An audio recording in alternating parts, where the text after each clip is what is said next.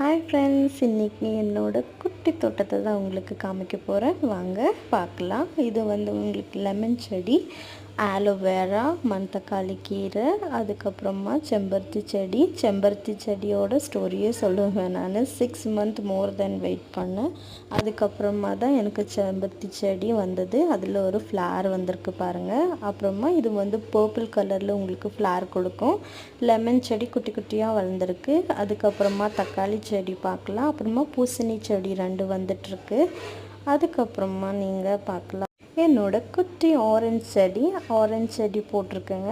Orange விதை போட்டதும் orange செடி வந்துட்டுருக்கு பாருங்கள். இதுதான் ஆரஞ்சு செடி.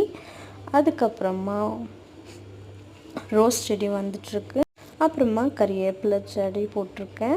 அப்புறமா 2-3 ஷோக்கு செடி வளர்த்துட்ருக்கேன். அதுக்கப்புறமா வெத்தலை செடி பாருங்கள் எவ்வளோ நல்லா வந்துட்டுருக்கு.